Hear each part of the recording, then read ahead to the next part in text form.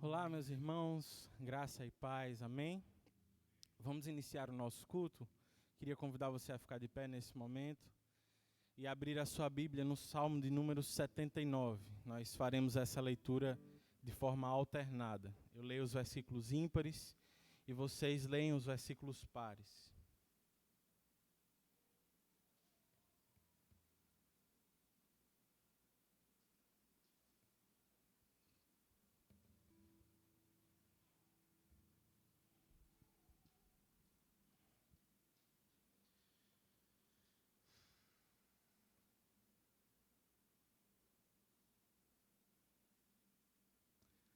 Leiamos. Ó Deus, as nações invadiram a tua herança, profanaram o teu santo templo, reduziram Jerusalém a ruínas.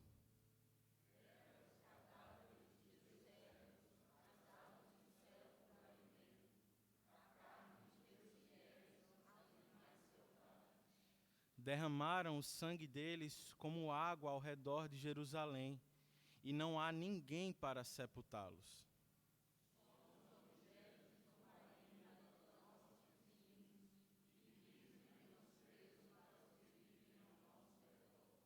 Até quando, Senhor? Ficarás irado para sempre? Arderá o teu ciúme como fogo?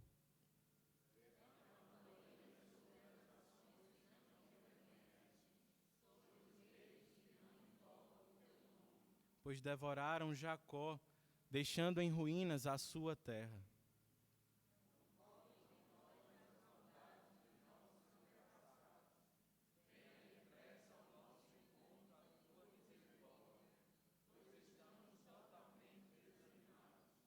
Ajuda-nos, ó Deus, nosso Salvador, para a glória do teu nome. Livra-nos e perdoa os nossos pecados por amor do teu nome.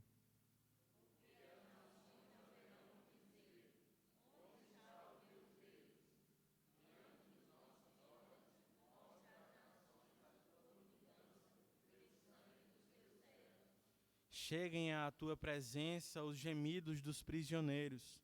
Pela força do teu braço, preserva os condenados à morte.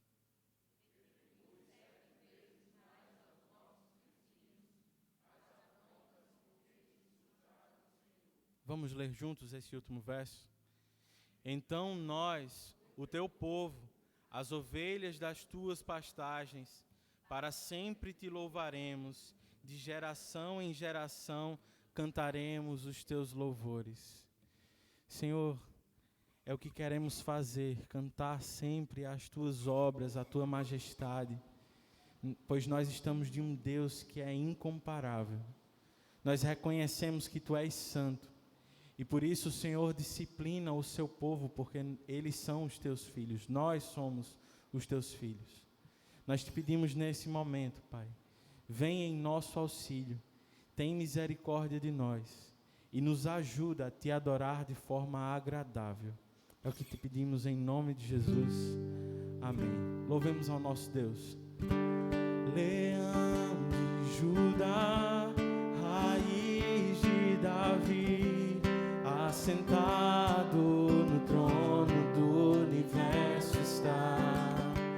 O Cristo de Deus, princípio e o fim, nome sobre todo nome.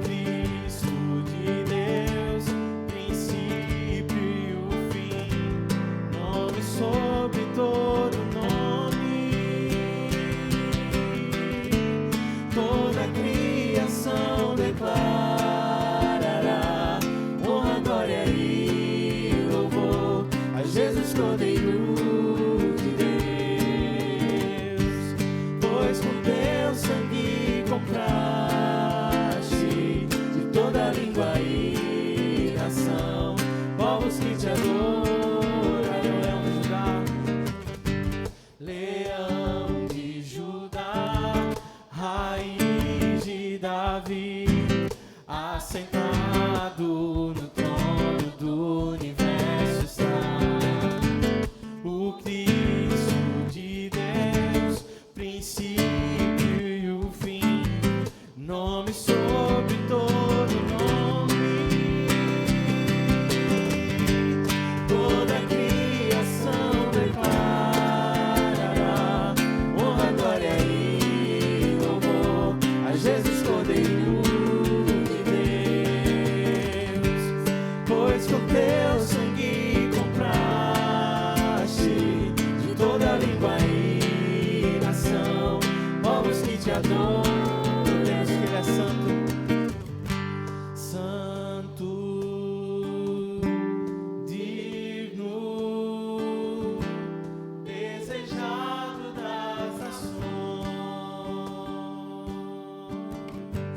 Senhor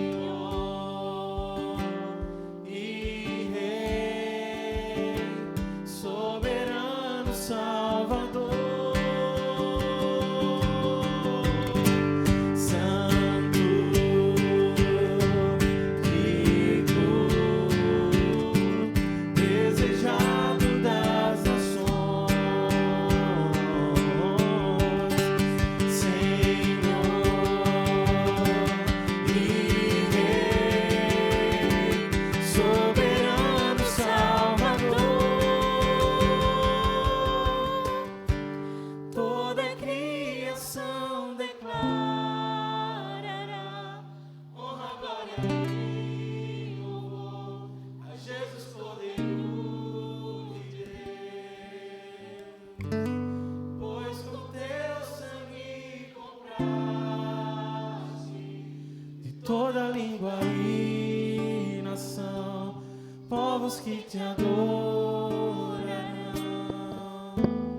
Grande o Senhor e muito digno de louvor. Na cidade do nosso Deus, teu santo monte, alegria de toda a terra.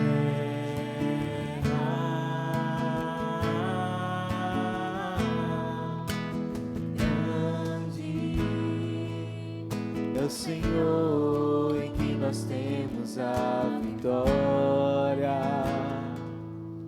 e que nos ajuda contra o inimigo. Por isso diante dele nos prostramos,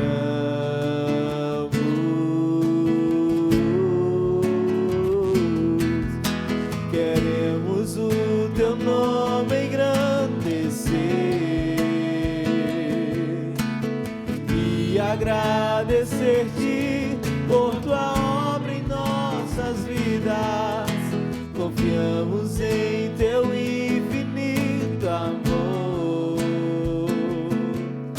pois só tu és o Deus eterno sobre toda a terra e céu.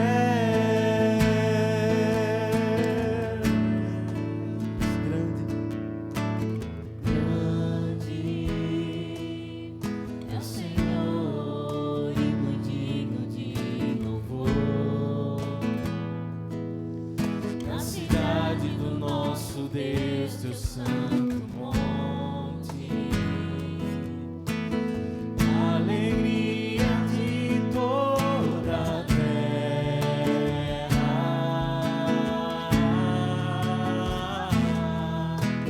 Grande é o Senhor em quem nós temos a vitória e que nos ajuda contra o inimigo. Por isso diante dele nos prostramos,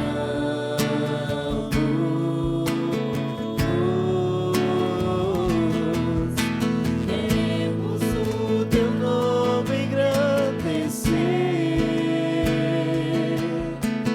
e agradecer-te por tua obra em nossas vidas. Confiamos em teu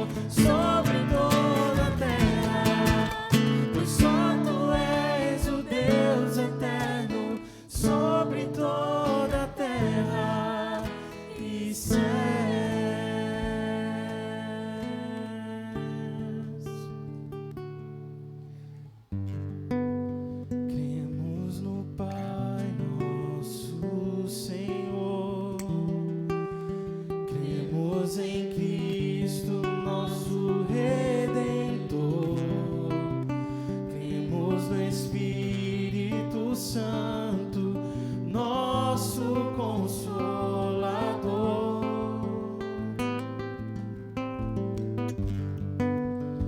Nos reunimos em comunhão, no partilhar no vinho e pão.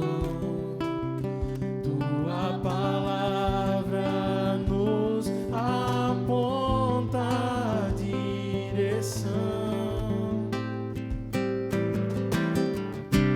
Em continuação, tornaremos teu nome conhecido e desejado entre as nações.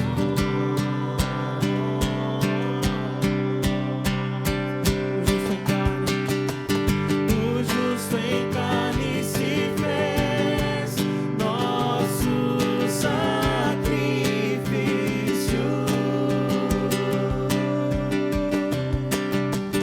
e mesmo sendo Deus, não se apegou à sua glória. Bebeu da ira do Pai e pra nos tornar belos, abriu mão da sua beleza, mas a morte ele venceu, ressuscitou, ressuscitou.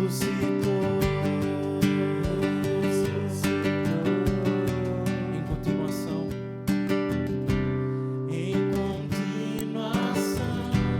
tornaremos teu nome conhecido, desejado entre as nações.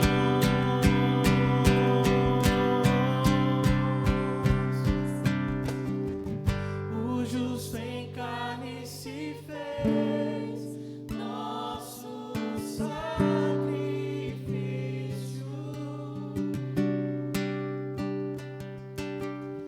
e mesmo sendo Deus, não se apegou à sua glória.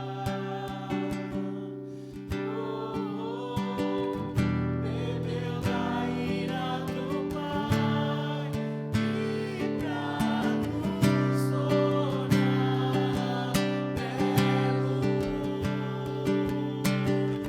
abriu mão da sua beleza, mas a morte ele venceu,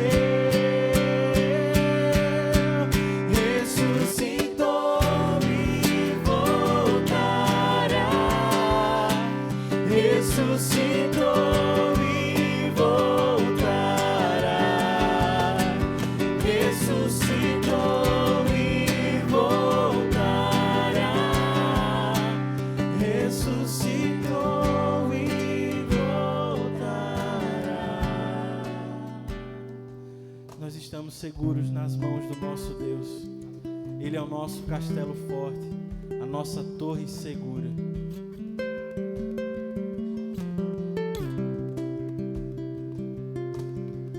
Castelo forte é o nosso Deus,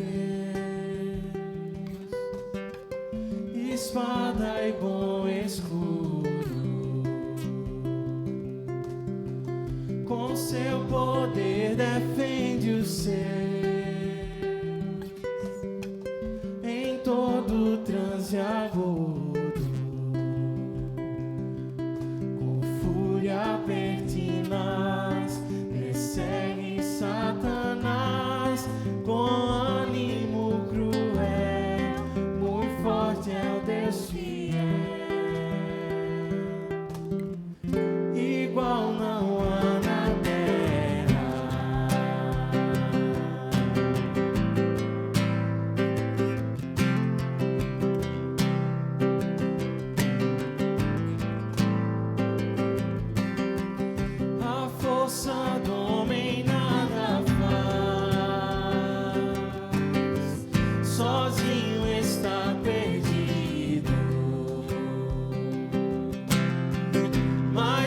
nosso Deus socorro traz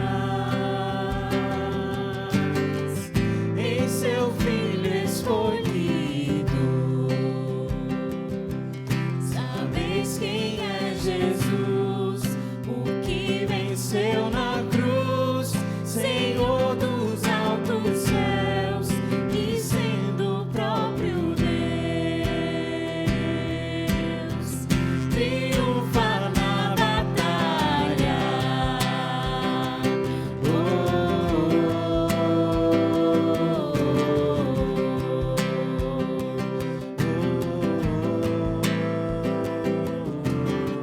Se nos quisessem devorar,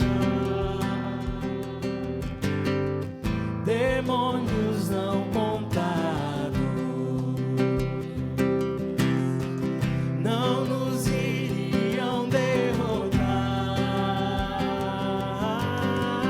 nem ver-nos assustados.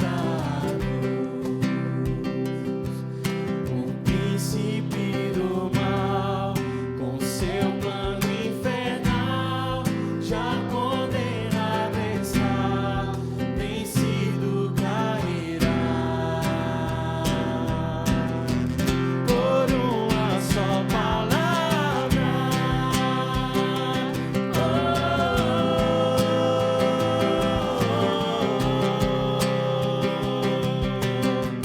castelo forte é o nosso Deus.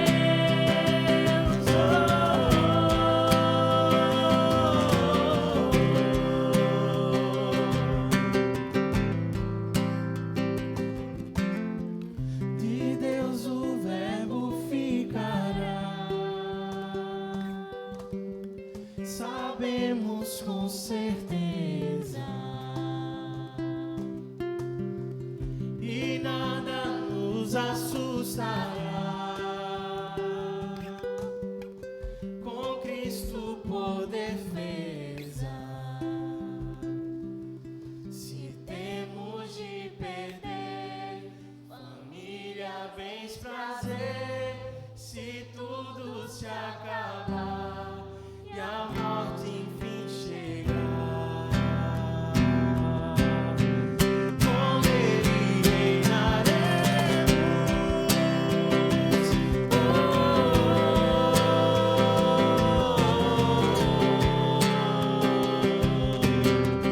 Castelo forte é o nosso Deus.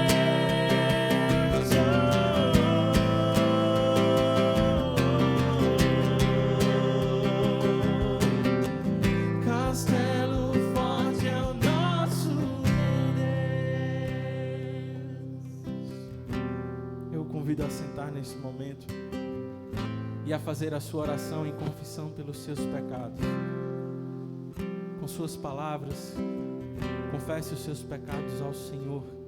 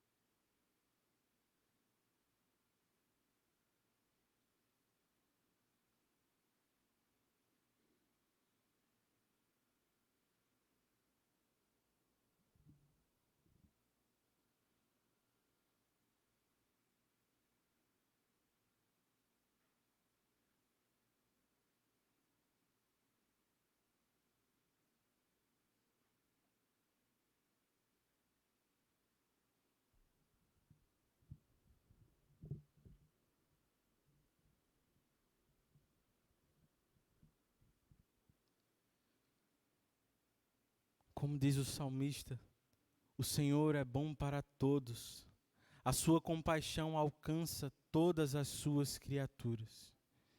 Senhor, nós te louvamos por tua bondade. Ninguém se compara a tu.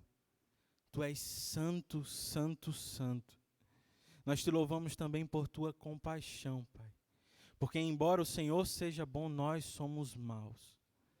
Nós pecamos e estamos destituídos da tua glória. E por isso, Senhor, nós te louvamos. Porque um dia o Senhor nos salvou e abriu os nossos olhos para enxergar a tua glória e a tua beleza. Muito obrigado, Pai. Nesse momento, reconhecendo a tua grandeza, a tua bondade e o nosso coração mau, nós queremos confessar os nossos pecados.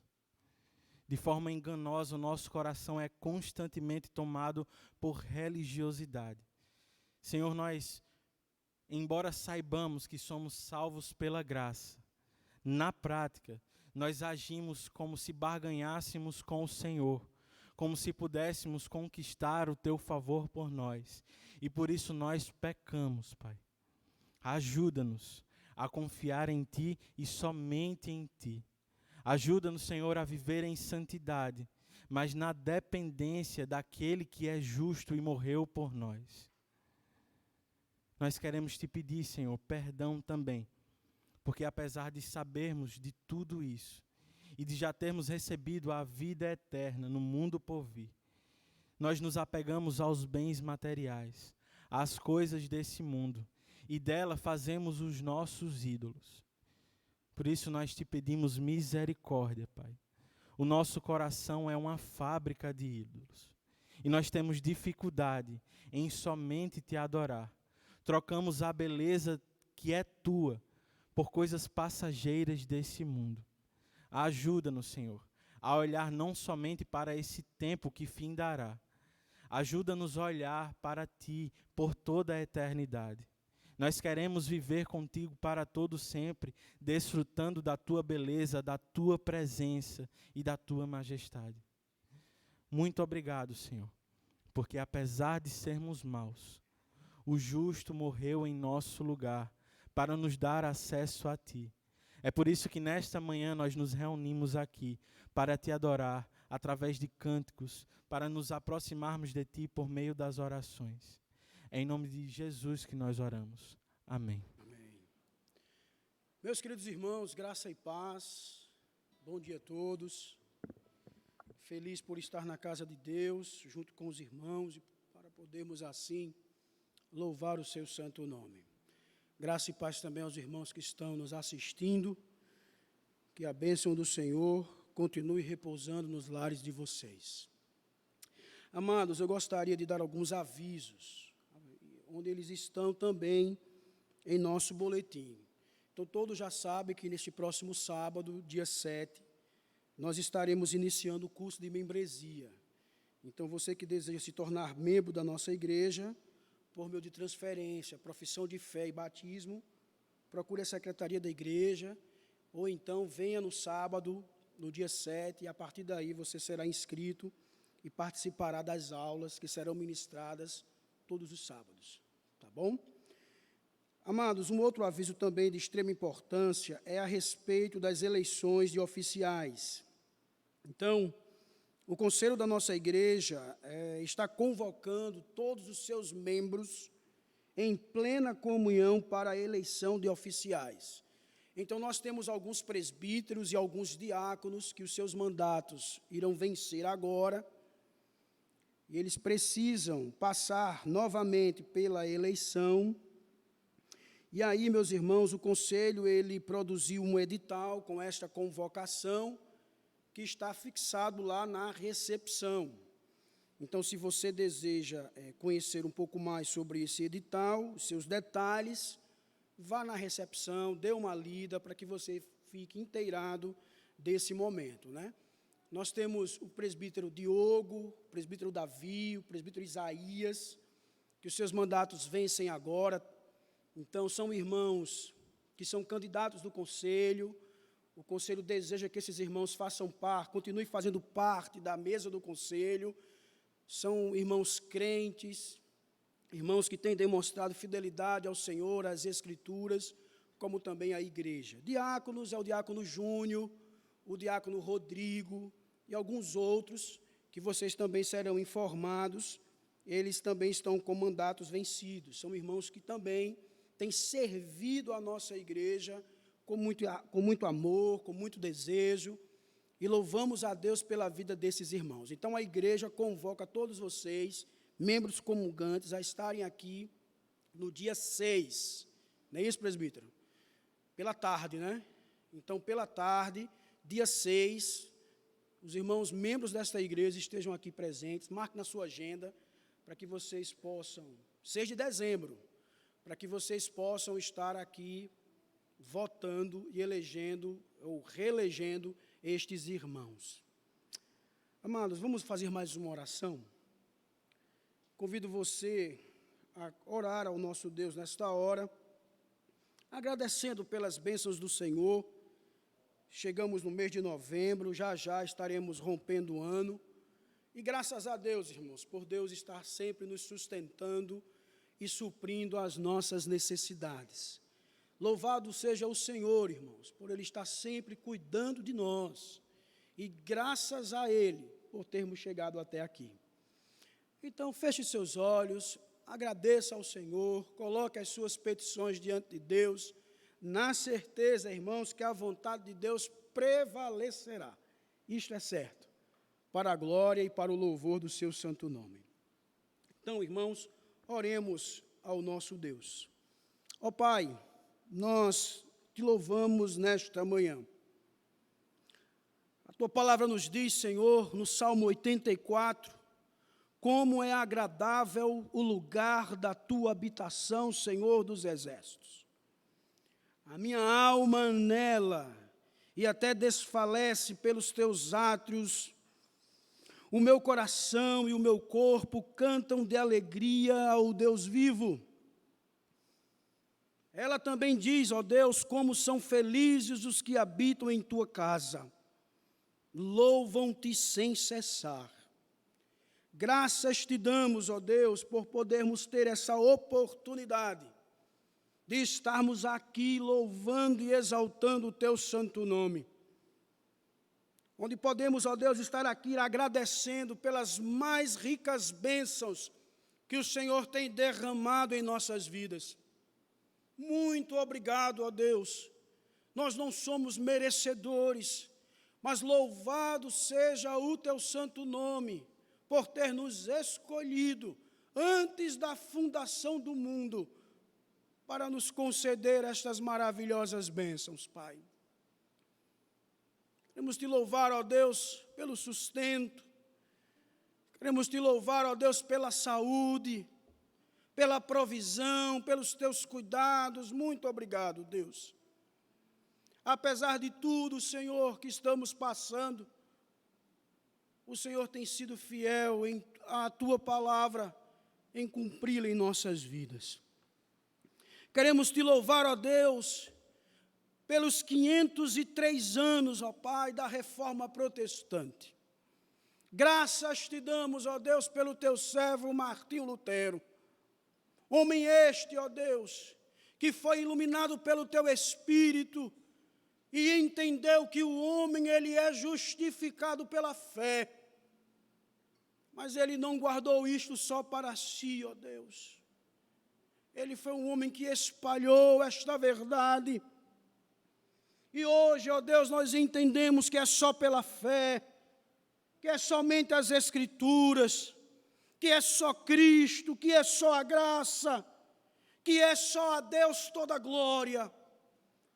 Por isso, Deus, nós te louvamos, nós te agradecemos, ó Deus, pela Reforma Protestante.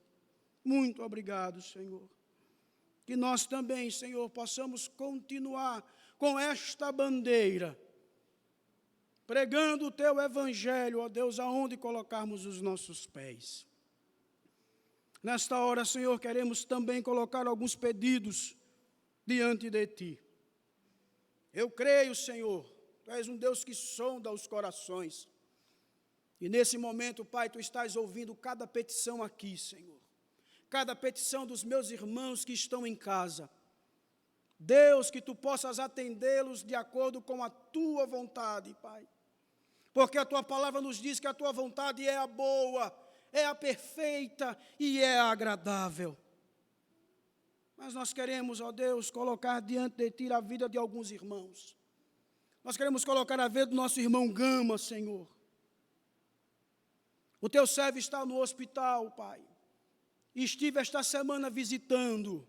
Ele irá passar por uma cirurgia, Senhor. Ó Deus, mas eu te louvo pelos teus cuidados. Te louvo, ó Deus, por vê-lo ali, ó Pai, um homem de fé, um homem confiante, um homem feliz na tua presença, Pai. E na certeza de que o Senhor tem o melhor para a sua vida.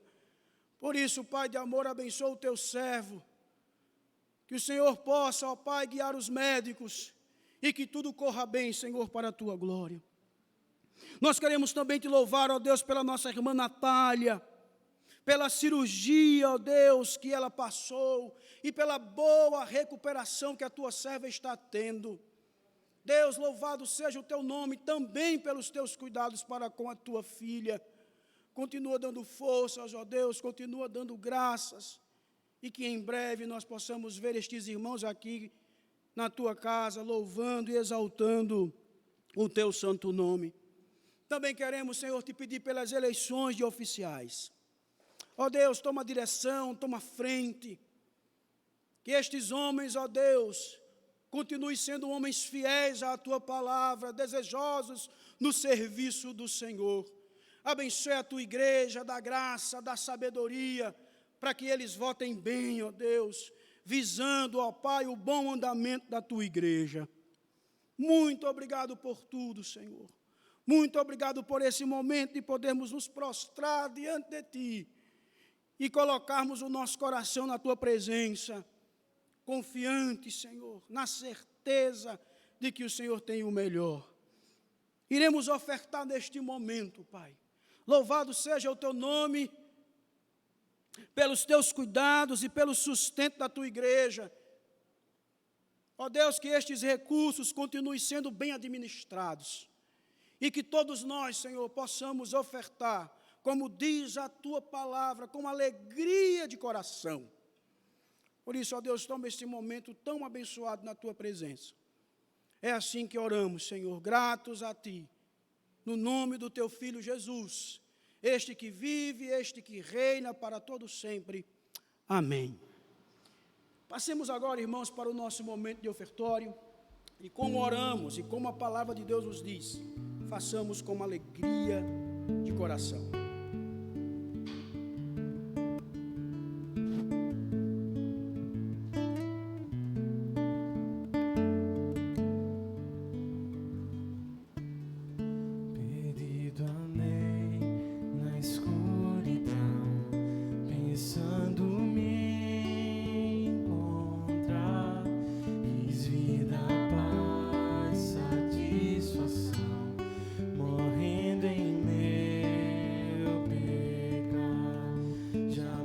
Pensei ser um dos teus, por um rebelde eu sei. Se antes não me amasses, Deus, não ia te querer. Mas ao seguir em perdição, sem custos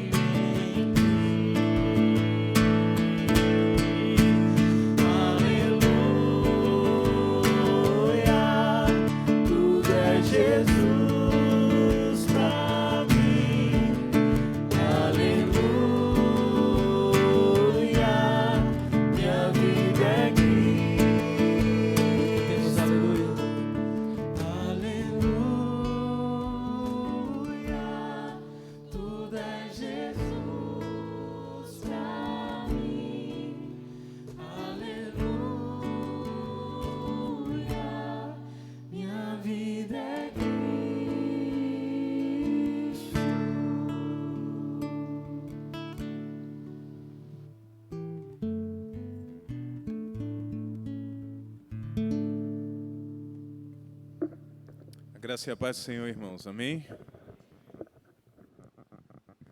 Graças a Deus estamos reunidos aqui, mais uma vez, para adorar e glorificar o nome do Senhor e ouvir da sua palavra. Hoje nós iremos dar uma pausa no estudo de Miqueias, mas na próxima semana estaremos novamente estudando o livro de Miqueias. Graças a Deus também pela sua fidelidade durante todo esse ano. Como o pastor André falou, nós já estamos em novembro, né? Acho que em março a gente nem pensava que ia conseguir chegar até aqui, mas o Senhor, Ele tem cuidado de nós. E com alegria também que eu, minha esposa Bruna, Lucas e a nossa filhinha Rebeca estamos aqui com os irmãos para testemunhar daquilo que o Senhor tem feito através da nossa igreja, da IPBE, lá em Guiné-Bissau. Enquanto eu falo um pouco para vocês, o nosso irmão Edilson vai passar algumas imagens do que tem sido realizado lá em Guiné-Bissau. Desde março de 2018, nós fomos enviados pela IPBE para uma aldeia no interior de Guiné-Bissau, a cerca de 230 quilômetros no leste do país, uma aldeia de muçulmanos. Todos são muçulmanos, todos os nossos vizinhos, eles professam a fé islâmica, e Deus colocou no nosso coração o desafio de plantar uma igreja no meio deste povo. Nós não temos ideia de quanto tempo passaremos lá, não sabemos quantos anos e em quantos anos isso irá acontecer, mas nós sabemos que o Espírito Santo, Ele irá adiante de nós, alcançando os corações e fazendo com que a mensagem do Evangelho possa frutificar no coração daquele povo. Nós, nesses 2 anos, desenvolvemos alguns trabalhos. Temos lutado para aprender a língua, né? O país de Guiné-Bissau é um país de língua portuguesa, mas apenas cerca de 15% do país fala o português. Então, a língua falada no dia a dia é o crioulo, e mais de 33 etnias que vivem nesse país falam a sua própria língua. Então, lá na nossa aldeia, diariamente, constantemente, eles só falam o fula. Nós tentamos várias vezes com vários professores aprender, progredir no aprendizado da língua, mas temos tido bastante dificuldade porque os professores que nos ajudaram, eles não são alfabetizados na língua fula. Eles são falantes, mas não conhecem a gramática, regras e todas essas coisas. Então, às vezes nós recebíamos informações erradas que, quando íamos verificá-las, percebíamos esse erro. Então, é um desafio muito grande e uma ferramenta essencial para a pregação do Evangelho. Uma das conquistas da Reforma Protestante foi justamente essa, dar ao povo o direito de ler as Escrituras na sua própria língua. Então, você ouvir o Evangelho na sua própria língua, isso é muito importante, e nós desejamos que esse dia chegue. Nós também desenvolvemos algumas atividades lá em Guiné-Bissau na área da educação. Bruna, ela é responsável pela escola que funciona na nossa aldeia, né? Atualmente nós estamos com 165 alunos e em 6 turmas, que funcionam 2 pela manhã, 2 à tarde e 2 no turno da noite. E todos os dias, meus irmãos, essas crianças que já nascem debaixo do jugo e dos costumes islâmicos, elas têm a oportunidade de ouvir a falar de Cristo Jesus. Elas têm a oportunidade de aprender sobre a palavra de Deus, porque todo o currículo que a gente usa, chamado de educação por princípios, ele é baseado nas Escrituras Sagradas. Então, é uma oportunidade muito grande que nós temos de pregar o Evangelho para essas crianças, e Deus tem nos abençoado. A gente já tem visto o progresso, né? A mudança no comportamento, o conhecimento que elas têm das Escrituras, e isso alegra muito os nossos corações. Nós também temos desenvolvido algumas ações na área de saúde. sempre, constantemente, recebemos na nossa casa pessoas que estão procurando alguma medicação, uma consulta, algum cuidado. E nesses encontros também o Senhor nos dá a oportunidade de falar de Cristo Jesus. Então, o evangelismo, lá na nossa aldeia, ele é meio que constante, né? Você não tem muito essa coisa de, eu vou sair para evangelizar, não. Toda hora tem alguém lhe olhando, você está ali testemunhando, tem alguém precisando de você, e dessa forma o Senhor vai nos auxiliando e nos orientando para que possamos viver e pregar Cristo Jesus para aquele povo. E dentre essas oportunidades, o mês passado eu estive em Guiné-Bissau. Bruna, Lucas e Rebeca estavam em São Paulo, e eu fui para organizar algumas atividades, visitar o povo da nossa aldeia, e fiquei muito feliz com a recepção, fiquei muito feliz em encontrar os nossos vizinhos, todos bem, e a alegria com que eles nos receberam. Isso fez com que o meu coração ficasse animado, por saber que nesses 2 anos algo de diferente aconteceu, e essa receptividade fez com que eu ficasse alegre em saber que o Evangelho estava frutificando no coração deles. E outro momento bem importante foi, antes de vir embora, nós fizemos uma reunião com os pais dos alunos da nossa escola, e naquele momento tinham mais de 60 homens ali naquela sala de aula. As mulheres não participam, né? A responsabilidade sobre os filhos é do homem. E naquele momento a gente teve um grande tempo de pregação do Evangelho. E eu disse para eles, olha, eu estou voltando para o Brasil, vou voltar com Bruna, com Lucas e com Rebeca, mas se isso não acontecer, não esqueçam do que nós temos falado diariamente para vocês. A gente sabe que vocês necessitam da escola, dos cuidados de saúde, mas o mais importante, o motivo pelo qual nós estamos aqui, é Cristo Jesus, e é isso que a gente quer que vocês lembrem todos os dias.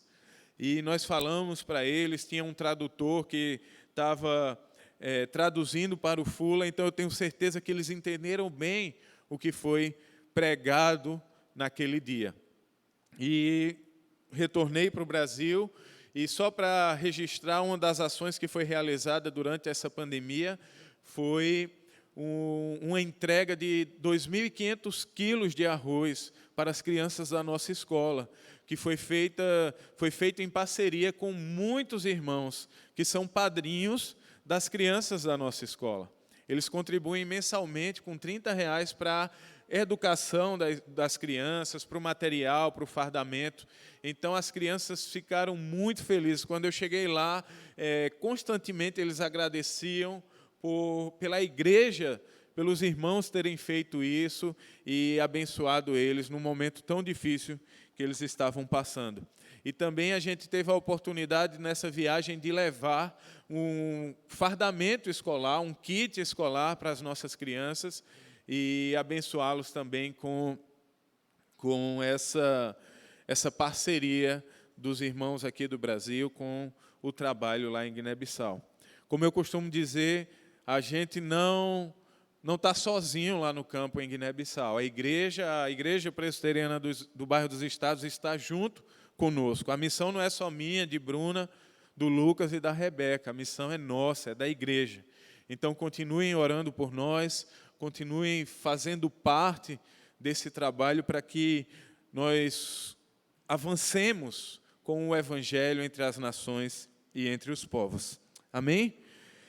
Se Deus assim nos permitir, em janeiro nós estaremos retornando para Guiné-Bissau para mais um período de trabalho, e que o Senhor nos dê graça para continuarmos fiéis a Ele no serviço cristão. Vamos abrir a nossa Bíblia no Evangelho de Marcos.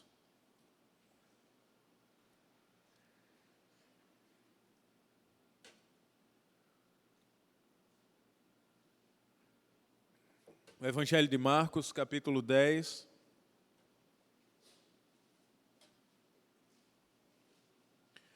Versículo de número 17 ao 31.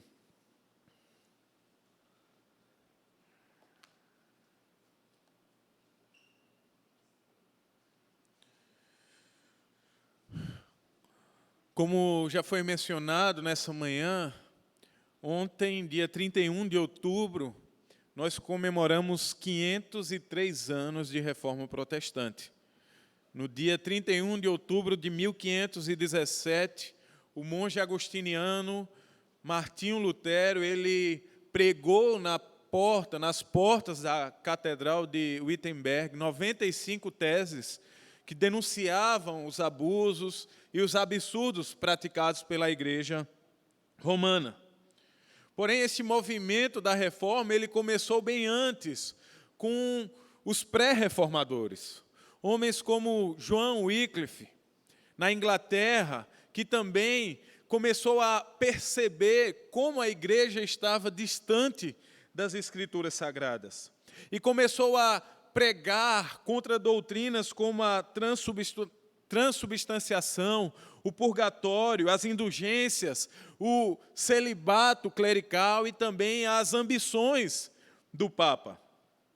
Uma das características marcantes desse homem era que ele tinha as Escrituras como norma de fé e prática, que todos deveriam ler e interpretar. Também nós podemos mencionar o pré-reformador João Hus, que na Boêmia, influenciado pelos escritos de John Wycliffe, também começou a combater os problemas da igreja romana. E para ele, na sua pregação, o que identificava o cristão, o que identificava a igreja era a sua semelhança com Cristo. Ele dizia que todos os eleitos eram membros da igreja, onde Cristo era o cabeça e não o Papa. Consequentemente, ele foi condenado à fogueira e morreu por causa da sua pregação. Outro pré-reformador que precisamos mencionar se chama Jerônimo de Savonarola, um homem também dedicado a combater os abusos da igreja na Itália, pregou contra a imoralidade da sociedade e também a imoralidade que era praticada no meio da igreja. E como João Hus também foi condenado e enforcado como herege. Porém, meus irmãos, no século XVI, Deus levantou Martinho Lutero. E depois de Martinho Lutero, a reforma protestante começou a se espalhar por toda a Europa. Alemanha, Suíça, Escócia, Inglaterra, Países Baixos, e alcançou todo o mundo. Os reformadores, eles não estavam querendo inovar, não trouxeram ideias novas, mas estavam preocupados em resgatar princípios antigos. Eles estavam preocupados em trazer de volta as Escrituras sagradas para o centro da igreja. E sua maior contribuição foi chamar a atenção das pessoas para a importância dos seus ensinos em relação às Escrituras sagradas, especialmente no que diz respeito à salvação e à vida cristã. E esse texto que nós vamos ler nessa manhã é um chamado para que nós voltemos às Escrituras, para que nós nos empenhemos na vida cristã. Vamos ler o Evangelho de Marcos, capítulo 10, a partir do versículo 17. A palavra do Senhor diz assim: Quando Jesus ia saindo, um homem correu em sua direção e se pôs de joelhos diante dele e lhe perguntou: Bom mestre, que farei para herdar a vida eterna? Respondeu-lhe Jesus: Por que você me chama de bom? Ninguém é bom a não ser um, que é Deus. Você conhece os mandamentos: não matarás, não adulterarás, não furtarás, não darás falso testemunho, não enganarás ninguém, honra teu pai e tua mãe. E ele declarou: Mestre, a tudo isso tenho obedecido desde a minha adolescência. Jesus olhou para ele e o amou. Falta-lhe uma coisa, disse ele. Vá, venda tudo o que você possui e dê o dinheiro aos pobres. E você terá um tesouro no céu. Depois, venha e siga-me. Diante disso, ele ficou abatido e afastou-se triste, porque tinha muitas riquezas. Jesus olhou ao redor e disse aos seus discípulos: como é difícil aos ricos entrar no reino de Deus. Os discípulos ficaram admirados com essas palavras, mas Jesus repetiu: filhos, como é difícil entrar no reino de Deus. É mais fácil passar um camelo pelo fundo de uma agulha do que um rico entrar no reino de Deus. Os discípulos ficaram perplexos e perguntavam uns aos outros: neste caso, quem pode ser salvo? Jesus olhou para eles e respondeu: para o homem é impossível, mas para Deus não. Todas as coisas são possíveis para Deus. Então Pedro começou a dizer-lhe: nós deixamos tudo para te seguir. Respondeu Jesus: digo-lhes a verdade, ninguém que tenha deixado casa, irmãos, irmãs, mãe, pai, filhos ou campos por causa de mim e do Evangelho, deixará de receber 100 vezes mais, já no tempo presente, casas, irmãos, irmãs, mães, filhos e campos, e com eles perseguição, e na era futura a vida eterna. Contudo, muitos primeiros serão últimos, e os últimos serão primeiros. Senhor, muito obrigado pela Tua palavra. Muito obrigado porque temos ela na nossa própria língua, podemos entendê-la claramente, Senhor, com o auxílio do Teu Espírito Santo. E é isso que nós precisamos nessa manhã. Que o Senhor alcance os nossos corações, que o Senhor vá além das nossas limitações, das nossas preocupações, de tudo que deixamos lá fora e tem roubado a nossa atenção. Nós te pedimos, traz o nosso pensamento cativo à Tua presença, para que possamos ouvir a Tua voz e sairmos desse lugar edificados pela Tua palavra. É o que nós te pedimos em nome de Jesus. Amém.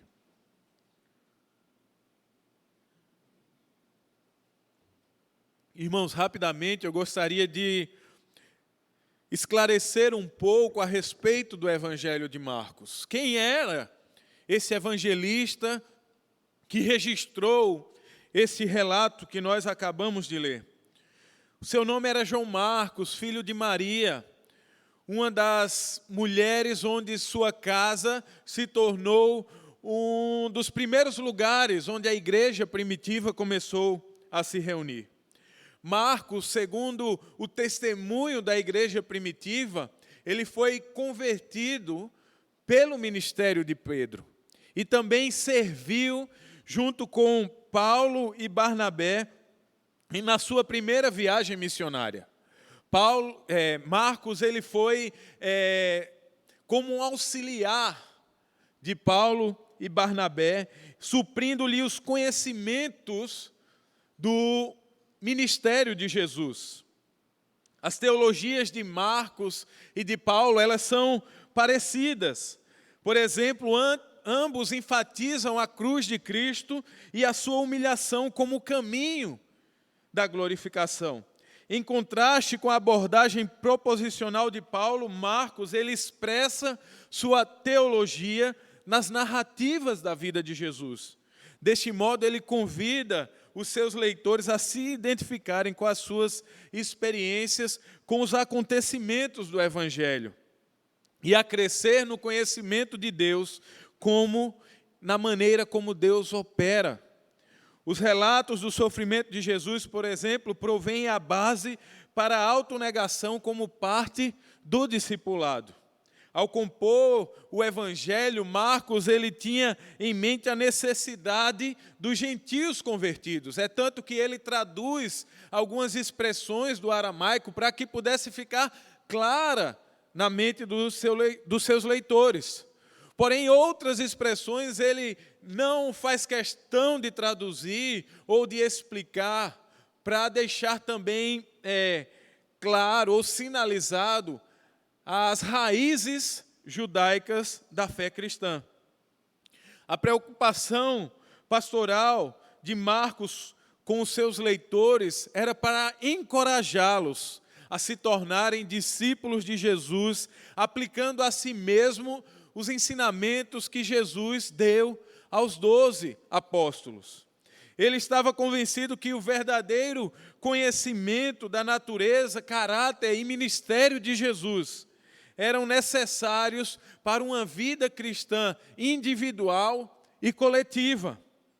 Ele traz à mente os dilemas e as oportunidades que estavam diante dos seus leitores.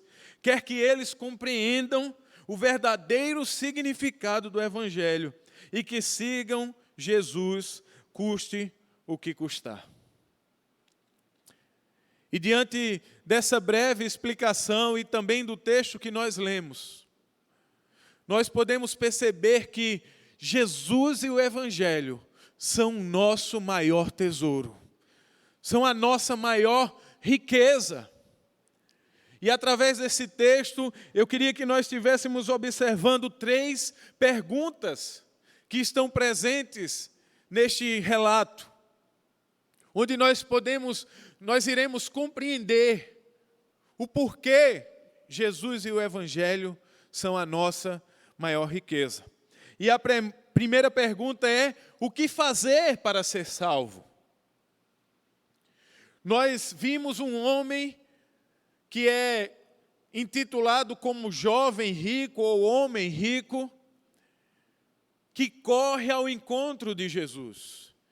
E diante do relato, do registro de Marcos, a gente percebe que esse homem, ele agiu de uma maneira atípica, uma maneira que não condizia com o seu status. O evangelista diz que ele correu até o encontro de Jesus e se ajoelhou diante de Jesus.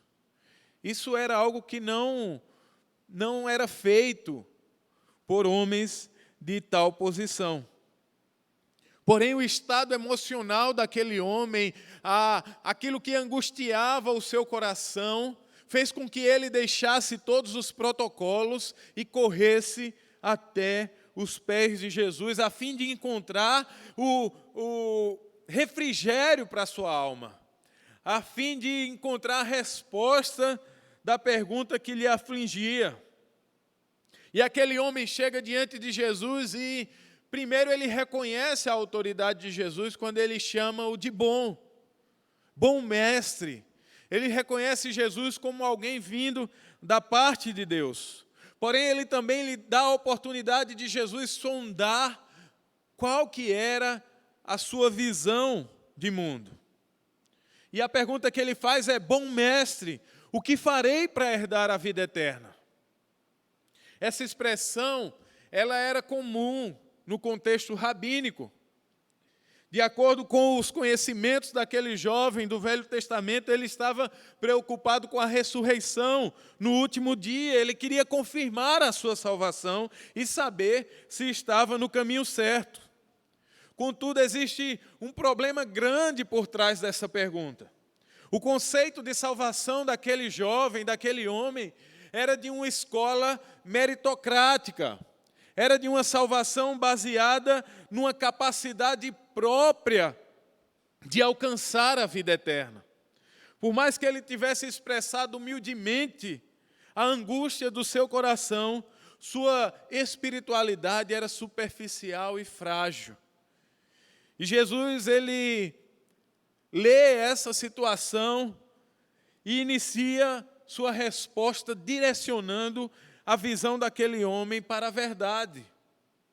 Jesus diz: por que você me chama de bom? Ninguém é bom a não ser um que é Deus. O comentarista bíblico William Hendricks, ele diz o seguinte: Jesus, na verdade, está dizendo: você não está abordando a questão da bondade de uma forma adequada, quando, sem pensar 2 vezes, me chama de bom mestre. Se você realmente deseja contemplar a bondade, deveria pensar em Deus, que é o único que é bom, bem como deveria guardar os seus mandamentos. Logo após deixar claro que o seu objetivo, o seu interesse não era glorificar a si mesmo, e sim glorificar ao Pai, Jesus, ele diz: você conhece os mandamentos. E ele lista ali os mandamentos que estão na segunda tábua do Decálogo, para verificar como estavam os relacionamentos interpessoais daqueles jovens. Porque os mandamentos relacionados à pessoa daquele homem com Deus seriam mais difíceis de verificar. Então aquele jovem, ele responde: mestre, tudo isso, todos esses mandamentos que o Senhor acabou de falar, eu pratico desde a minha adolescência. Era costume dos meninos ou dos adolescentes, quando chegavam na idade de 13 anos, eles se comprometiam publicamente em guardar os mandamentos. Então, com a melhor das consciências, aquele jovem, aquele homem, ele podia constatar que passou a vida toda sem roubar, sem adulterar, sem matar, sem assaltar, sem mentir. Semelhantemente ao apóstolo Paulo, que lá em Filipenses capítulo 3, versículo 6, vai dizer que na prática da lei ele era irrepreensível. Então, antes de qualquer palavra, antes de qualquer resposta, Marcos ele registra a maneira amorosa como Jesus olha para aquele jovem. A maneira singular como Jesus olha para aquele jovem, manifestando graça, manifestando amor para com ele. Porém, Jesus recomenda àquele jovem mais uma coisa. Recomenda algo que, se aquele jovem seguisse completamente, toda a sua angústia seria solucionada. Jesus diz a ele: falta-lhe uma coisa. Vá, venda tudo o que você possui e dê o dinheiro aos pobres, e você terá um tesouro nos céus. Depois, venha e siga-me.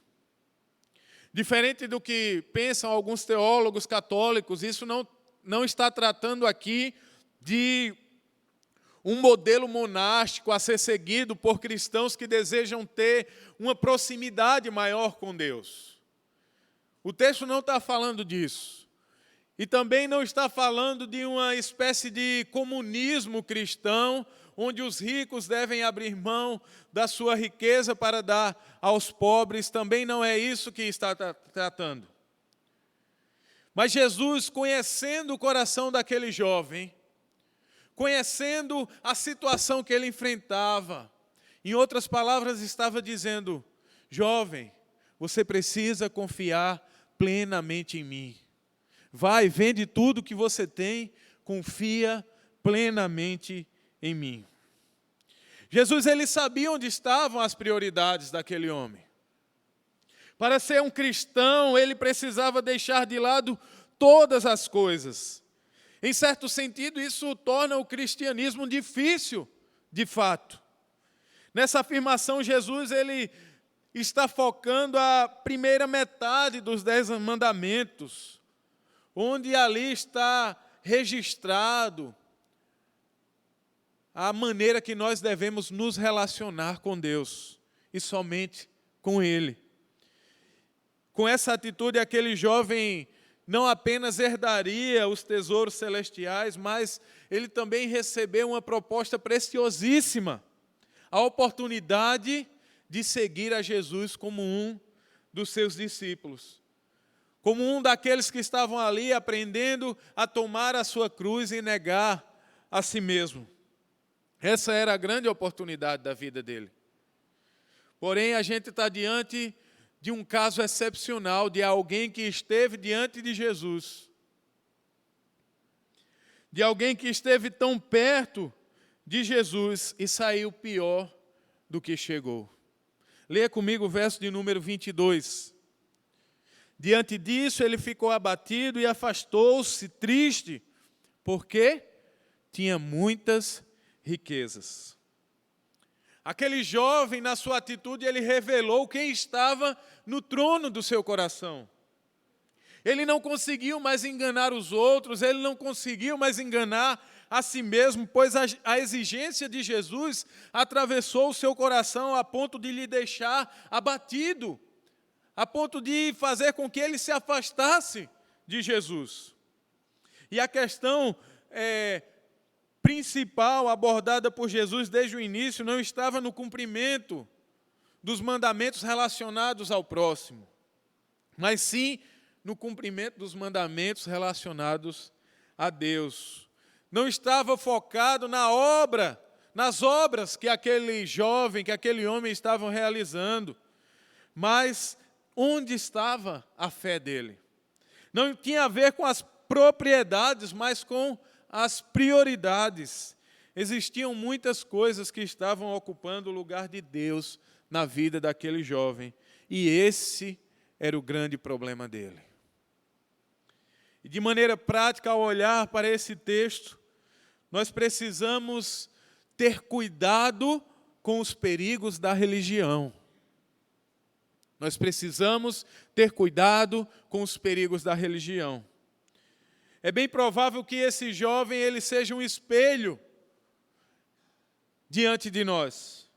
Muitas vezes nós agimos como ele, nos apresentamos diante de Deus com as mais sinceras e humildes intenções, buscando no lugar certo as perguntas que estão afligindo a nossa alma, buscando as respostas que estão nos afligindo. Nós, muitas vezes, nos apresentamos como alguém que está cumprindo a lei, como está cumprindo o que a religião exige. As orações, a frequência nos cultos, as leituras bíblicas. E buscamos a nossa herança por causa daquilo que nós estamos fazendo. Porém, a pergunta é, o que fazer? O que fazer? A resposta é nada. Não há nada a ser feito. Não há nada que o meu filho precise fazer para herdar aquilo que vou deixar para ele. O fato dele ser filho já lhe dá esse direito. Já lhe dá direito à herança. Porém, a religião, ela nos ensina ao contrário, ela nos ensina que nós precisamos fazer, nós precisamos mostrar serviço, nós precisamos cumprir as leis, nós precisamos chamar a atenção de Deus, atrair a atenção de Deus com o nosso amor, e isso não é verdade. Cada degrau que nós tentamos construir na escada das obras, ela nos afasta cada vez mais do céu. E você e eu podemos estar correndo um grande perigo. Muitas vezes estamos fazendo as perguntas da vida à pessoa certa, no lugar certo, mas nós não estamos dispostos a viver e a ouvir a resposta que o Senhor está nos dando. Esse é o risco da religião. Ela faz de nós religiosos e não discípulos. Uma segunda lição prática que nós podemos refletir a partir dessa primeira pergunta é que qual evangelho nós estamos buscando? Qual evangelho você tem buscado? Aquele jovem rico, ele conhecia a lei, ele praticava os costumes, mas ele não estava disposto a seguir as exigências de Cristo. Talvez você conheça alguém assim. Pessoas que vivem buscando um evangelho que se enquadre melhor a ele. E para isso, hoje a gente tem igrejas que atendem todas as necessidades. Igreja que atendem todos os tipos de pessoas. Se você quer acariciar o seu ego, a gente tem o evangelho da psicologia. Se você quer descobrir a força, o potencial, a fé que está presa, escondida dentro de você, você tem os pastores do coaching.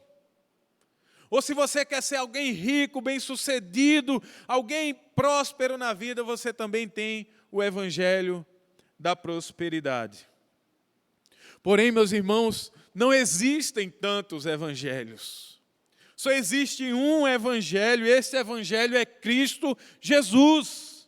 Ele não é moldável aos nossos caprichos. Essa ideia de evangelho que fala que Deus é amor e despreza os outros atributos da justiça, da santidade, do caráter de Deus, ele é tão fácil como esses outros que eu citei.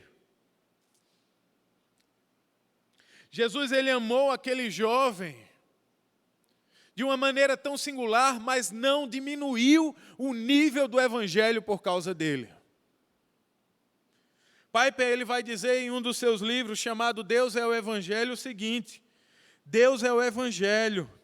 Estou dizendo que o supremo, o melhor, o final e o decisivo bem no Evangelho, sem o qual nenhuma outra dádiva seria boa, é a glória de Deus na face de Cristo, revelada para o nosso gozo eterno. Tudo que estiver fora disso, meu irmão, não é verdadeiro.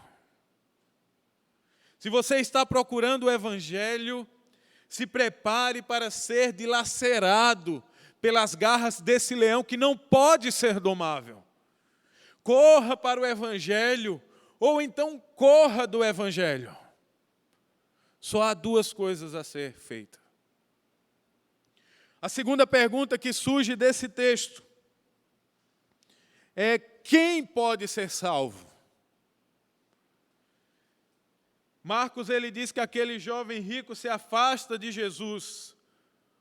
E a razão é que ele não estava disposto a renunciar todos os seus bens pelo bem maior. E agora Jesus, ele direciona o seu olhar para os discípulos. Veja o que diz o verso 23. Jesus olhou ao redor e disse aos seus discípulos: como é difícil aos ricos entrar no reino de Deus. Agora Jesus, ele desejava imprimir profundamente na mente dos discípulos a dificuldade que é entrar no reino dos céus. As palavras de Jesus, elas causam espanto aos discípulos, porque o costume judaico, ele enxergava um homem semelhante ao que nós vimos o exemplo, como alguém bem-sucedido, como alguém que estava debaixo da bênção de Deus. É isso que está registrado lá em Deuteronômio 28. Ou seja, essa era a visão dos judeus. Um religioso bem-sucedido de posses que já tinha o seu lugar garantido no céu. Essa era a visão dos amigos de Jó, que estavam lá questionando ele em meio à sua doença. Essa também era a visão distorcida na mente dos discípulos. E ainda no verso 24, Jesus diz: filhos, como é difícil entrar no reino de Deus. Jesus, mais uma vez, cheio de amor e compaixão, ele se dirige aos discípulos agora chamando eles de filhos. Mas ele não enfeita nada, pelo contrário, ele vai descrever agora no próximo verso o despautério da situação que estava diante deles. Jesus diz: é mais fácil passar um camelo pelo fundo de uma agulha do que um rico entrar no reino de Deus. É naturalmente, inteiramente impossível para um camelo passar pelo fundo de uma agulha. Você consegue tentar imaginar essa cena? Um camelo, aquele bicho enorme, passando dentro daquele buraquinho de uma agulha que muitas vezes a gente não consegue nem colocar a linha. Jesus disse para aqueles discípulos: olha, é mais fácil isso acontecer, esse camelo passar nesse buraco, do que um rico entrar no reino dos céus. E Hendricks, ele vai dizer mais uma vez que é inútil a gente tentar amenizar as palavras de Jesus, trocando a palavra camelos por camilos, que seria aquela corda grossa usada para amarrar os navios. e também tentar mudar essa expressão buraco de agulha para aquela pequena porta que se localizava nas muralhas da cidade, onde se um camelo fosse passar por ela, ele precisaria passar ajoelhado e sem nenhuma carga nas suas costas. Essas explicações, além delas serem questionáveis do ponto de vista linguístico, elas tentam amenizar ou tornar possível aquilo que Jesus disse ser impossível. Jesus usa o maior animal da região e a menor abertura conhecida popularmente para ilustrar a impossibilidade da salvação para os homens. Jesus, ele avança além da dificuldade do rico. E Marcos, mais uma vez, ele vai registrar a reação dos discípulos. O verso 26 diz que os discípulos ficaram perplexos e perguntavam uns aos outros, neste caso, quem pode ser salvo? E aconteceu justamente o que Jesus esperava. O encontro com aquele jovem e a ilustração que ele dera surtiram o efeito desejado na mente dos discípulos. É tanto que esse efeito, esse resultado, ele é expresso através da pergunta: quem pode ser salvo? E a resposta é: ninguém. Ninguém pode ser salvo. Essa foi a conclusão dos discípulos. Para chegar a essa conclusão, possivelmente eles pensaram o seguinte: o que Jesus tinha dito a respeito do jovem rico no versículo 23, se aplicava a todos os seres humanos no versículo 24. E mesmo que nem todos os seres humanos sejam ricos, até mesmo os pobres, eles desejam tornar-se ricos. Leia o verso 27. Jesus olhou para eles e respondeu: para o homem é impossível, mas para Deus não. Todas as coisas são possíveis para Deus. Pela terceira vez eu consigo enxergar o olhar amoroso de compaixão de Jesus dizendo aos discípulos: para o homem é impossível. Desde o início da conversa com o jovem rico, naquela primeira pergunta, como herdar a vida eterna, a resposta era essa: para o homem é impossível. Quando aquele jovem apresenta suas credenciais de alguém que cumpria a lei, a resposta de Jesus para ele: para o homem é impossível. E agora também, diante da conclusão que os discípulos chegaram, a resposta também continua a mesma: para o homem é impossível. Em cada ponto, começo, meio e fim, o ser humano ele é completamente dependente de Deus para a sua salvação, não podendo fazer nada por si mesmo. Não existe espaço aqui para a religião do jovem rico, que era a religião corrente entre os judeus daqueles dias. Qualquer coisa, meus irmãos, que diminua a soberania de Deus na salvação do homem, ela é condenável. E Jesus ainda não tinha acabado. Ele diz: para o homem é impossível, mas para Deus não. Todas as coisas são possíveis para Deus. Eis a boa notícia do Evangelho. Deus salva pecadores, somente Ele pode fazer isso. A glória de Deus na salvação pertence a Ele. Essa era a certeza dos patriarcas. Quando lá em Êxodo 15, 2, Moisés fala: o Senhor é a minha força e a minha canção, Ele é a minha salvação. Essa também era a canção dos salmistas, inúmeras vezes. Que o teu amor alcance-me, Senhor, e a tua salvação segundo a tua promessa.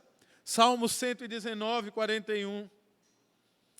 Essa também era a mensagem que estava nos lábios dos profetas, que diziam: mas Israel será salvo pelo Senhor com uma salvação eterna. Vocês jamais serão envergonhados ou constrangidos por toda a eternidade. Isaías 45, 17. Essa também era a mensagem dos apóstolos, que lá em Atos 28 disseram: portanto, quero que saibam que esta salvação de Deus é enviada aos gentios, eles a ouvirão. Essa salvação também será cantada por nós. Uma grande multidão que foi ouvida por João e que exclamava dizendo: aleluia, a salvação, a glória e o poder pertencem ao nosso Deus. Todas as coisas são possíveis para Deus. Enquanto por meio dos métodos humanos é impossível alcançar o reino dos céus, o Evangelho nos diz que o que é impossível para os homens é possível para Deus. E como é que essa verdade pode nos ajudar no nosso dia a dia? Eu sugiro que essa verdade deve nos trazer segurança. Uma vez perguntaram ao Dr. Shedd: Dr. Shedd, o senhor acredita que um cristão pode perder a salvação? E ele respondeu: depende de quem ou o que o salvou. Se o que o salvou foi outra coisa que não seja Cristo, ele certamente perderá a salvação. Mas se foi Cristo Jesus que o salvou, é impossível perdê-la. As doutrinas da fé reformada que falam da soberania de Deus na salvação, elas humilham o nosso orgulho. Elas tiram de nossas mãos qualquer independência e nos colocam no palco da graça de Deus. Nós estamos seguros, pois Deus, Ele nos salvou dele mesmo. Ele nos escolheu antes da criação do mundo, como diz Efésios, capítulo 1, versículo 4. Paulo também vai dizer lá em Tessalonicenses, capítulo 2, 13, mas nós devemos sempre dar graças a Deus por vocês, irmãos amados pelo Senhor, porque desde o princípio Deus os escolheu para serem salvos, mediante a obra santificadora do Espírito e na fé na verdade. A questão não é o tamanho do animal, não importa se você é um camelo ou se você é um pequeno rato, é impossível passar pelo buraco da agulha. Você pode ser uma pessoa rica, bem-sucedida, com estabilidade na vida, segura por possuir muitos bens. Ou você pode ser alguém pobre, que não tem uma reserva na poupança, que não tem um plano de saúde, não tem um emprego que lhe dê estabilidade. Mas você fez dos seus filhos a sua riqueza. Mas você fez dos seus pais a sua segurança. Mas você fez da Loteria Federal a sua esperança. Independente da posição em que você está, se está no primeiro ou no segundo caso, você não pode se salvar. É impossível. Mas Deus nos escolheu. Mas Deus nos elegeu, mas Deus nos amou, mas Deus nos enviou o seu Filho para morrer na cruz em nosso lugar. É impossível para os homens, mas é possível para Deus. Nós não podemos nos salvar, mas Deus, Ele pode nos salvar. Tudo é possível para Deus. E por fim, a terceira pergunta que surge nesse texto.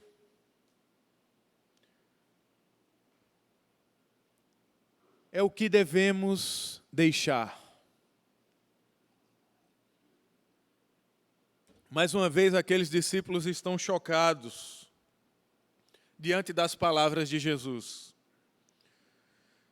Pedro ainda está inseguro em relação às questões da vida eterna. Veja o verso de número 28. Então Pedro começou a dizer-lhe: nós deixamos tudo para te seguir-te. Pedro relembra a Jesus o que aconteceu com ele e com os outros discípulos. A ideia do verbo usado no texto grego aqui, quando usa essa expressão deixamos, é de algo completo, ou seja, eles deixaram completamente as suas vidas. Eles deixaram completamente as suas atividades. E seguimos, já traz aquela ideia de continuidade, ou seja, eles deixaram tudo e estavam seguindo Jesus. Em outras palavras, Pedro se dirige a Jesus dizendo: Mestre, o que o Senhor exigiu daquele jovem rico agora há pouco, nós fizemos. Nós deixamos os nossos bens, as nossas propriedades e estamos aqui contigo. Mas agora eu não estou entendendo porque o Senhor disse que é impossível alcançar a salvação. E de acordo com o texto correlato lá de Mateus 19, 27, Mateus registra assim a expressão de Pedro: o que será de nós? E a resposta de Jesus conforta o coração de Pedro e dos discípulos naquele momento. Está registrada no verso 29, verso de número 30. Digo-lhes a verdade.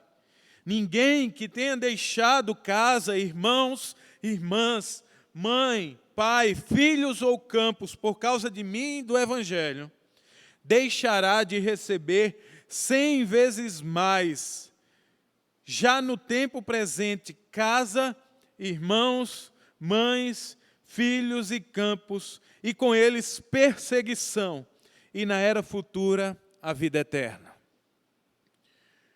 Jesus ele coloca diante dos discípulos uma relação de coisas que envolvia a vida de qualquer membro da sociedade. Porém, nenhuma delas poderia sobrepujar o compromisso deles com Jesus e com o Evangelho.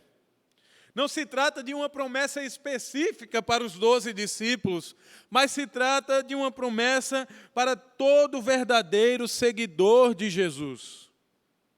É para todos os que escolhem Cristo acima de tudo, mesmo acima de suas possessões, de seus parentes mais queridos. Aqueles homens fizeram um sacrifício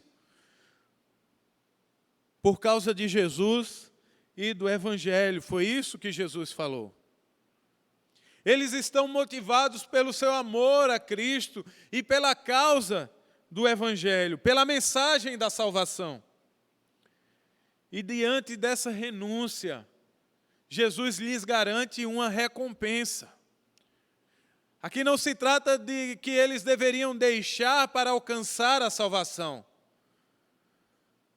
Mas porque já tinham sido salvos, eles tinham essa garantia de que receberiam 100 vezes mais. Olha que bênção! Isso é o prato cheio para os teólogos da prosperidade. Hein? Quantas vezes você não já ouviu? Meu irmão, Deus vai te dar 100 vezes mais. Olha só, 100 vezes mais irmãos, irmãs, mãe, pais, família, bens, campos. Só que eles se esquecem da próxima palavra. E com eles, o que, meus irmãos? Perseguição. A perseguição na vida do cristão, ela está a serviço dos propósitos divinos. Ela serve para autenticar a nossa salvação. Ela serve para mostrar que nós estamos caminhando contra os padrões estabelecidos pelo mundo. E, consequentemente, vai haver o conflito, vai haver o confronto. A perseguição, ela também é uma das maneiras usadas por Deus para forjar em nós o caráter de Cristo Jesus. Deus, meus irmãos, Ele tem um compromisso maior com a sua glória do que com o nosso próprio bem-estar. Então, todas as coisas estão a serviço de Deus, para que o nome dEle seja glorificado através da nossa vida.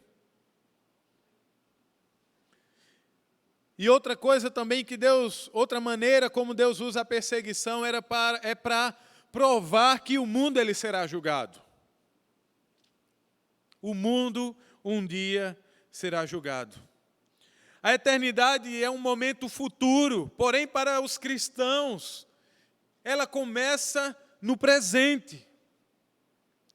A vida familiar, afetada pelo discipulado radical exigido por Jesus, ela é restaurada por uma família 100 vezes maior. Jesus ele encerra aquele momento revelando mais uma vez o caráter gracioso e não meritório da salvação. Ele diz no verso 31, contudo, muitos serão primeiros. Muitos primeiros serão últimos e os últimos serão primeiros. A verdadeira riqueza e posição não tem a ver com os padrões terrenos. Aqui o tom de Jesus em suas palavras é de consolo. Quando todas as coisas forem subvertidas, um dia os mortos serão ressuscitados, os pobres serão consolados, os famintos serão saciados, os tristes serão alegrados, os pequenos serão engrandecidos, os doentes serão curados, os presos libertos. Em resumo, os últimos serão os primeiros. O chamado de Jesus, ele é radical. Ele não tem meio termo. Ele exige de nós abandonar muitas coisas que nos prendem, a fim de que a gente olhe quem está diante de nós. E a gente precisa tomar uma posição, meus irmãos, diante disso. E eu gostaria de sugerir nessa manhã que a gente peça ao Senhor que nos ajude a abandonar, nos mostre o que precisamos abandonar por amor a Ele e ao Evangelho. E a pergunta que eu lhe faço é: o que tem ocupado o trono do seu coração? Outra vez, o exemplo desse jovem rico, ele serve como espelho diante de nós. Mas você pode dizer: Levi, eu não sou rico. Eu não tenho meu emprego, eu nunca vou ser rico. Meu pai não deixou uma herança grande para mim. Eu digo para você, não se engane. A questão não diz respeito ao seu saldo bancário. Talvez a sua riqueza tenha outro nome, ou outra forma. João Calvino já disse que o nosso coração ele é o quê? Uma fábrica de ídolos. E eu pergunto a você, se Jesus chegasse para você e dissesse: deixa tudo e vem me seguir, você estaria disposto? Você seria capaz de largar o seu emprego? Renunciaria ao conforto da sua casa, o convívio com seus familiares para atender às necessidades do Evangelho? Responda essas perguntas e você vai saber quem está no trono do seu coração. Mas Levi, a igreja ela é chamada para atender diversas necessidades simultaneamente. Aquela ideia, Jerusalém, Samaria, Judéia, Samaria e os confins da terra. Eu sou um cristão missional. Que bom que você é um cristão missional. Então eu vou lhe fazer mais uma pergunta, jovem rico. Qual foi a última vez que você acordou e disse no seu coração: hoje eu vou pregar o Evangelho para aquele meu colega do trabalho? Ou qual foi a última vez que você falou de Cristo Jesus para a pessoa que senta do seu lado na universidade? Ou o que você disse para o seu vizinho sobre o Evangelho quando ele descobriu que estava com câncer? Ou quando foi a última vez que você falou para os seus filhos, para os seus sobrinhos, para os seus alunos sobre Cristo Jesus? Nós precisamos parar de nos esconder atrás de terminologias cristãs, onde nós estamos enganando a nós mesmos. Ou nós entendemos a radicalidade do cristianismo, ou então vamos continuar vivendo como religiosos jovens ricos, brincando de seguir a Cristo. Eu não estou dizendo que Jesus vai lhe enviar para a África, ou para o sertão, ou para o norte do país, para as tribos indígenas. Mas se Ele quiser fazer, não pode ter nada no seu coração que lhe faça hesitar em atender o chamado de Cristo Jesus.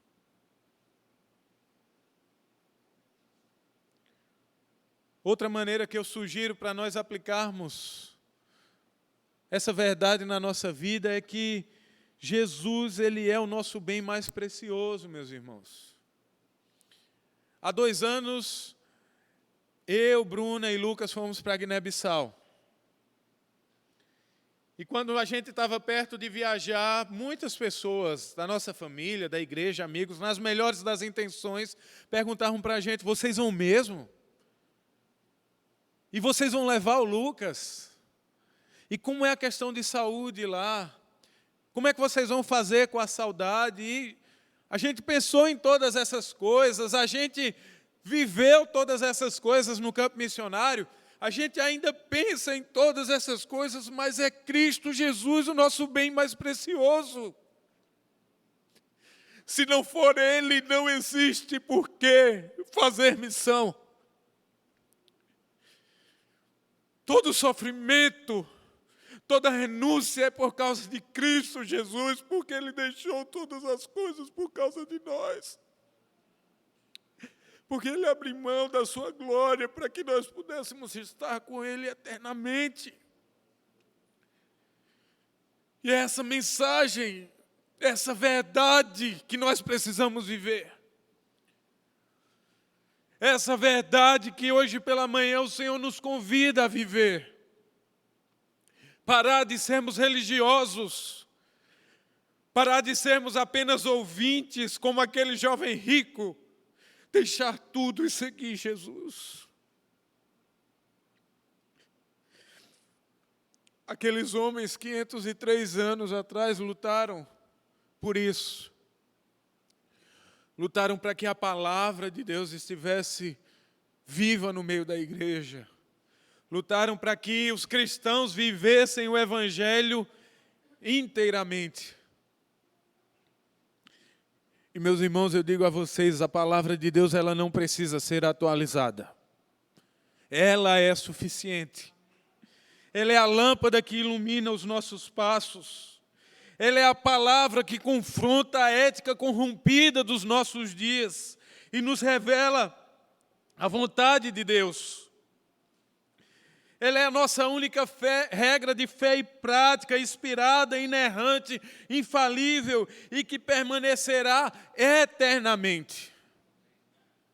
Essa palavra viva que nos desafia hoje a deixar tudo e seguir Jesus.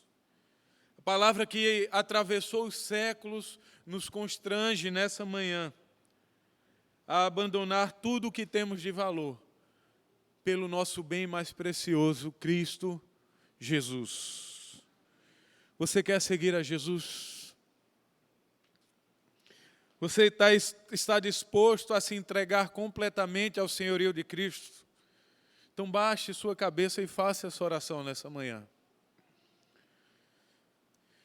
Ore e peça ao Espírito Santo que sonde e aplique a sua palavra em seu coração, em nossos corações.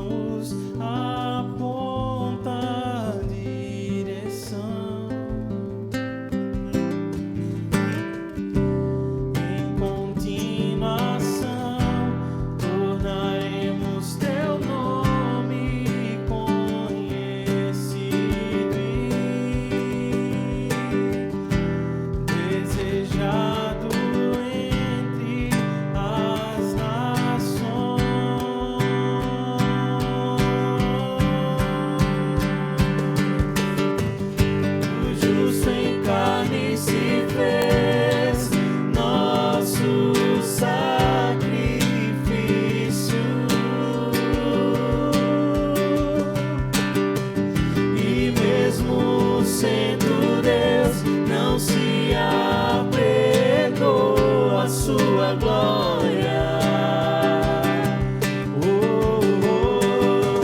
Bebeu da ira do Pai e pra nos tornar belos, abriu mão da sua beleza, mas a morte ele venceu.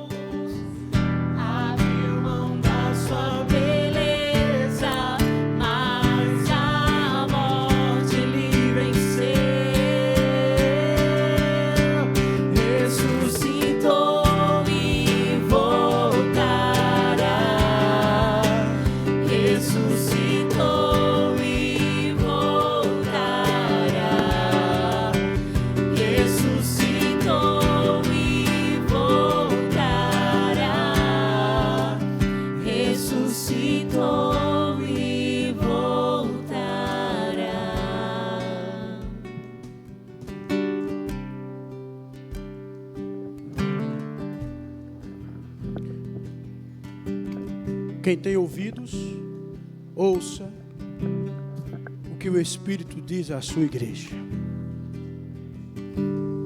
Obrigado, meu irmão. Deus te abençoe, reverendo Levi, grandemente. Que esta palavra, irmãos, possamos aplicá-la em nossas vidas e vivê-la para a glória do nosso Senhor. Fechemos os olhos e façamos uma oração, agradecendo ao Senhor pelo culto que prestamos a Ele. Deus Pai, Deus Filho e Deus Espírito Santo, nós queremos Te louvar, ó Deus, pelo culto que prestamos a Ti. Muito obrigado, Senhor, pelas orações, pelos cânticos, em especial pela Tua palavra. Ó Deus, nos ajude. Tu conheces, ó Deus, o nosso coração. Ó Deus, são tantos ídolos que temos, que muitas das vezes, ó Deus, têm sido empecilhos para que nós venhamos avançar na obra do Senhor. Nos ajude a deixar, Pai, a deixar tudo, visando o Teu reino e a Tua glória. Tem misericórdia, Senhor, de nossas vidas, Pai, no nome de Jesus. Que o Senhor nos dê forças, Pai, para que nós venhamos nos desapegar daquilo, ó Deus, que tem nos afastado de Ti, daquilo, ó Deus, que tem deixado o Senhor em segundo plano. Tudo que temos, ó Deus, tudo que fazemos, Pai, não se torne, ó Deus, empecilho para a nossa caminhada, para a nossa jornada com o Senhor. Nos ajude, ó Deus, a organizarmos tudo, Senhor, e colocarmos o Senhor em primeiro lugar em nossas vidas, no centro do nosso coração, Pai. Nos ajude, Senhor, para que possamos buscar em primeiro lugar o Teu reino e a Tua justiça, Nos ajude, Senhor, para que venhamos cumprir com a Tua vontade em nossas vidas. Meu Deus, tem misericórdia de nossas vidas. Obrigado, Senhor, pela vida do Teu filho, reverendo Levi, pela sua esposa, pelos seus filhos. Continue dando graça, sabedoria, entendimento, Senhor, para com a Tua palavra. E abençoe o seu campo missionário, Pai. Abençoe aquele povo. Que a semente, ó Deus, que o Teu servo, que os Teus filhos estão plantando ali, venham germinar para a glória do Senhor. Que vidas, ó Deus, se rendam aos Teus pés e confessem o Senhor Jesus como Salvador de suas vidas. Continua, Pai, suprindo as necessidades dessa família. Levanta, meu Deus, mantenedores. Que os Teus filhos possam voltar, ó Pai, e continuar com a obra missionária. Que nós aqui, Senhor, continuemos orando por eles. Nos movendo por eles. No nome do Teu Filho Jesus. Leva-nos em paz para casa, Senhor. Nos dá um restante de dia abençoado na Tua presença. E uma semana, Pai, que venhamos testemunhar do Evangelho. Livra-nos do mal. Livra-nos, Senhor, das tentações. Sejam elas vindas do mundo, da carne ou do diabo. Nos protege, Pai bendito. É assim que oramos, Senhor, gratos a Ti, no nome do Teu Filho Jesus. E que o amor de Deus, o nosso Pai, a graça do nosso Senhor e Salvador Jesus Cristo, que o poder e as consolações do Espírito Santo estejam com todos nós agora e para todos sempre. A igreja diz amém. Meus irmãos, Deus nos abençoe. Reverendo Levi e eu estaremos aqui cumprimentando os irmãos à distância, e a saída continua sendo pela nossa esquerda. Cantar, só me glorio em Ti.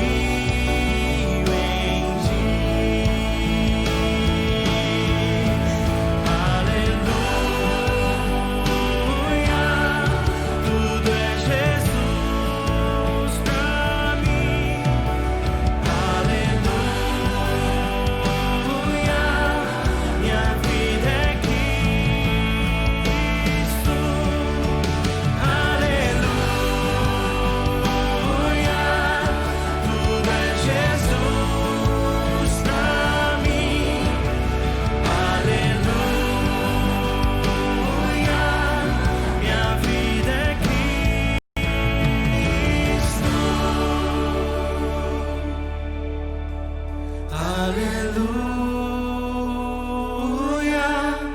Tudo é Jesus pra mim.